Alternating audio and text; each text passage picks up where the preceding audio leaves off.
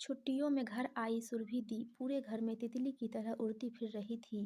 बाबा भी बेटी के आने से बहुत खुश नजर आ रहे थे।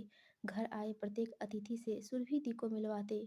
उनका चेहरा गर्व से अलौकित हो उठता था। हाँ, ठीक पहचाना आपने, यह वही छुई मुई सी सुरभि है जिससे बचपन में अपनी सुरखती नाक तक नहीं संभाली जाती थी और अब इतने बड़े शहर में इतना बड़ा बैंक संभालती है। हैरत से चौड़ी होती आंखों के साथ बाबा की छाती भी गर्व से चौड़ी हो जाती। ऐसा नहीं है कि ऐसे पलों में मुझे सुरभि दी पर गर्व महसूस न होता हो। आखिर वे मेरी इकलौती हम उम्र ननद है। उनकी प्रशंसा से मेरा भी मन पुलकित हो जाता है, पर दिल में कहीं गहरे एक कसक सी महसूस होती है। बाबा के उच्च आदर्शों के कारण पूरा कस्बा उनका मान करता है, लेकिन कोई कभी उनसे यह सवाल क्यों नहीं करता कि बेटी और बहू के लिए अलग अलग प्रतिमान क्यों। मैंने भी दी के साथ उतनी ही शिक्षा पाई है। दिखने में भी उनसे 20 ही हूँ। यदि दी जितने अवसर और प्रोत्साहन मुझे मिला होता तो क्या मैं अपने आप को सिद्ध नहीं कर देती। लेकिन एक तो मैं ठहरी घर की बहू, यानी घर की मुर्गी दाल बराबर, उस पर विधवा। बाबा का बस चले तो मुझे घर के बाहर कदम न रखने दे। बहू घर की लाज होती है। मैं यह नहीं कहती कि मुझे इस घर में कोई कमी या परेशानी है। मुंह खोलने से पहले ही मेरे और मेरे बेटे सोहन के लिए हर चीज़ उपलब्ध हो जाती है, बल्कि इतनी सुख सुविधा तो हमें रवि के रहते भी उपलब्ध नहीं थी।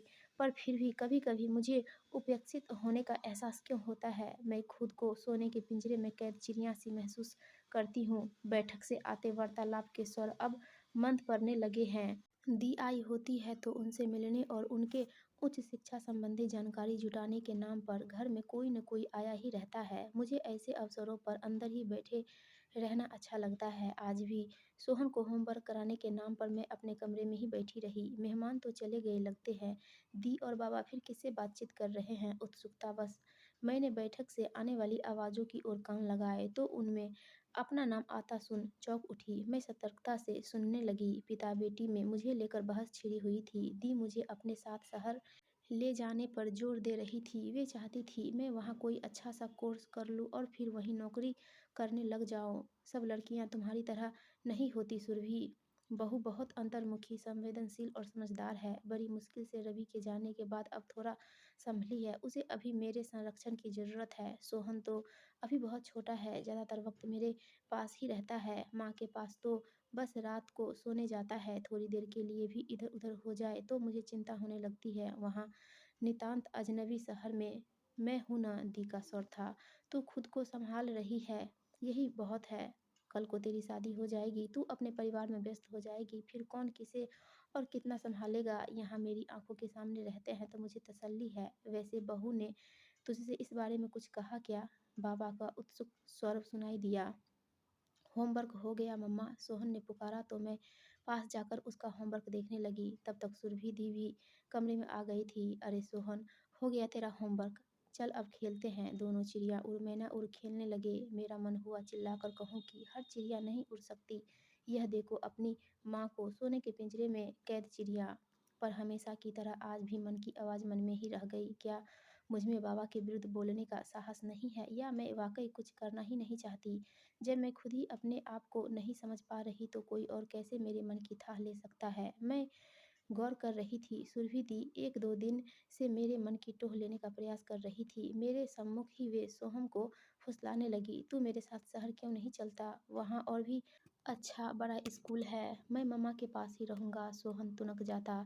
तो मम्मा को भी ले लेते हैं, दी कहती। सोहन सोचने लग जाता। दादा भी चलेंगे। दादा नहीं चल सकते हैं, यहाँ दुकानें घर घर कौन देखेगा।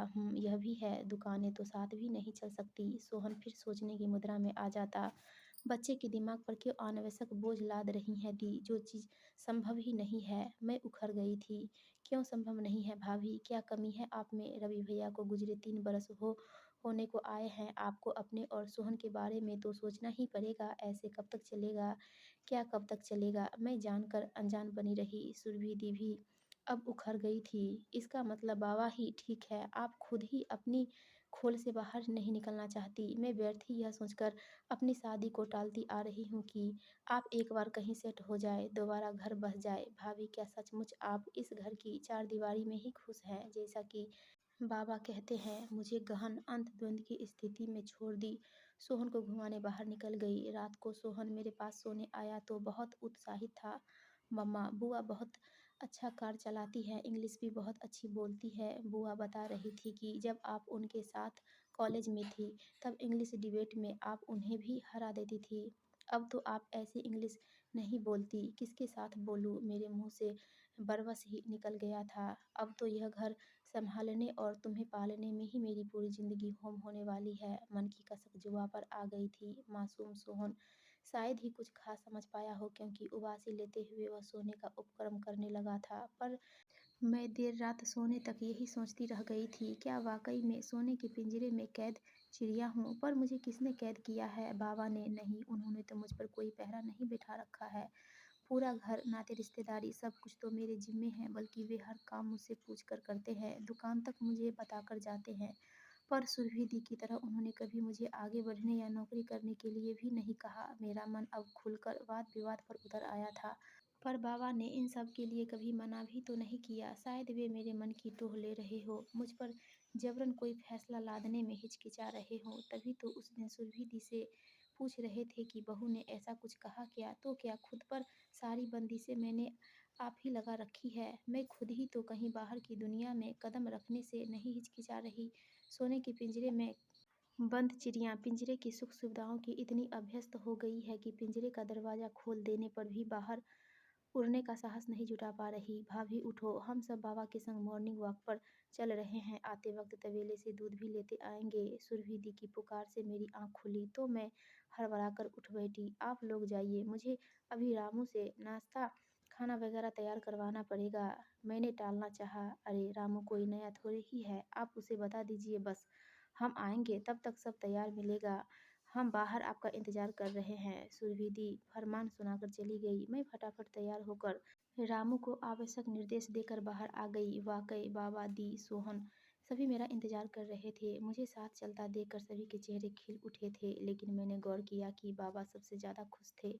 लौटते वक्त दूध लेने तबेले पहुँचे सोहन वहाँ सब कुछ बड़े कौतूहल से देख रहा था। बछड़े को गाय के थनों से दूध पीते देखने का उसका यह पहला अवसर था। ग्वाले को दूध दूहते देख वह सवाल कर बैठा, ये लोग सारा दूध क्यों निकाल रहे हैं? बछड़ा बाद में क्या पिएगा? थनों में और दूध आ जाएगा। अभी इसे नहीं दूहेंगे तो यह दूध बेकार हो जाएगा। हम पिएंगे तो हमें ताकत आएगी, दूध वाले को भी फायदा होगा, वह इसे बेचकर पैसे कमाएगा, उनसे गायों को और अच्छा चारा गुड़ खिला सकेगा। थोड़ी मेहनत करे तो वह इस दूध से क्रीम निकाल कर बेच सकता है, और मेहनत करे तो घी भी बनाकर बेच सकता है। तुम्हें भी ऐसे ही मेहनत करनी है। तुम भी पढ़कर स्कूल कॉलेज पास करोगे, बड़ी बड़ी डिग्रियां जुटाओगे, इंजीनियर डॉक्टर या वकील बनोगे। जितनी मेहनत करोगे, जितना खुद को परिमार्जित करोगे, उतनी तुम्हारी कीमत यानी महत्व बढ़ेगी। समझ रहे हो ना?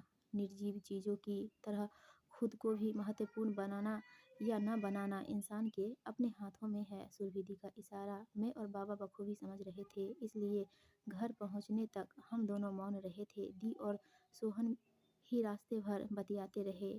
सोहन की आज छुट्टी थी, इसलिए घर पहुंचते ही रसोई में घुसने से पूर्व मैंने उसे होमवर्क करने बैठा दिया था। नाश्ता लगाते समय भी मेरे कान बैठक में चल रहे दी और बाबा के वार्तालाप पर ही लगे हुए थे। जैसे कि मुझे उम्मीद थी, वार्तालाप का केंद्र बिंदु मैं ही थी। दी के कटाक्ष से बाबा थोड़ा आहत महसूस कर रहे थे। तेरा इशारा मैं भलीभांति समझ रही हूँ बेटी, बहू की काबिलियत मैं भी जानता समझता हूँ, पर ससुर होने के नाते मेरी भी कुछ सीमाएं हैं। जितने अधिकार भाव से और दबाव बनाकर मैं तुझे कुछ कह या करवा सकता हूँ, उतना बहू से कभी नहीं करवा सकता। वह मेरे पास एक अमानत है, जिसे मुझे हर हाल में सहेज कर रखना है। रवि के चले जाने के बाद तो मुझ पर यह जिम्मेदारी और भी ज़्यादा हो गई है। बहू की इच्छा के विरुद्ध मैं कोई कदम नहीं उठाना चाहता। यदि वह घर संभालने और सोहन के पालन पोषण में ही खुद खुश है, तो मैं उसे और किन्हीं झंझटों में नहीं उलझाना चाहता। और यदि वह तुम्हारी तरह और पढ़कर या नौकरी करके अपने पैरों पर खड़ी होना चाहती है, तो उसके लिए यह विकल्प भी हमेशा से खुला ही है। कभी कहा इसलिए नहीं कि डर लगता है, प्रकृति ने इतनी कम उम्र में विधवा बनाकर उसके साथ वैसे ही इतना क्रूर मजाक कर डाला है। अब जमाने ने और सताया तो वह बेचारी कैसे सह पाएगी। अब इसे चाहे मेरी गलती समझो या मेरी कमजोरी। बाबा भावुक हो उठे तो मेरी भी आंखें गीली हो गई। दी ने आगे बढ़कर उन्हें संभाला। इस क्रूर दुनिया में इतना कोमल हृदय होना आपका साहस दर्शाता है बाबा, कमजोरी नहीं। आप हमेशा भाभी के साथ हैं और रहेंगे। यही सोचकर तो शहर में मैं निश्चिंत होकर रह पाती हूँ। मेरी तो उम्र हो गई है बेटी, न जाने कब तुम लोगों से जुदा हो जाओ, पर बहू के सामने तो पूरी जिंदगी पड़ी है। इसलिए जाने से पहले बहू का भविष्य सुनिश्चित कर जाना चाहता हूँ। उसे किसी सुरक्षित हाथों में सौंप देना चाहता हूँ, पर उससे भी पहले मैं चाहता हूँ कि तेरी तरह वह भी अपने पैरों पर खड़ी हो जाए, ताकि कल को प्रकृति उसके साथ फिर कोई खिलवाड़ करने का साहस करे भी तो भी उसका मनोबल ना तोड़ सके। तू तो बहू की अतरंग सहेली, बहन, ननद सभी कुछ है। अब तू ही उसके मन की थाह ले, उसमें जीने की नई ऊर्जा जगा। मैं नहीं चाहता वह सिर्फ मेरे या सोहन के लिए जिंदगी जिए, उसे अपने लिए जीना सीखना होगा। मम्मा भूख लगी है, नाश्ता दो ना। मैंने तो होमवर्क भी कर लिया। बुआ के संग खेलने के लालच में सोहन फटाफट होमवर्क निपटाकर उपस्थित था। मैं आंखें पोंछकर तुरंत नाश्ता लगाने लगी। नाश्ता समाप्त हुआ तो बाबा अखबार लेकर बैठ गए। सोहन सुरभि दी के संग खेलने लग गया। अपने बेडरूम में पहुंचकर मैं अलमारी खोली और अपनी डिग्रियों की फाइल निकाल ली। उन्हें झाड़कर तरकीब से जमाते हुए मेरे चेहरे पर दृढ़ता भरी मुस्कान थी। फूल सा हल्का मन आसमान में ऊंची उड़ान भरने के लिए ललायित हो रहा था।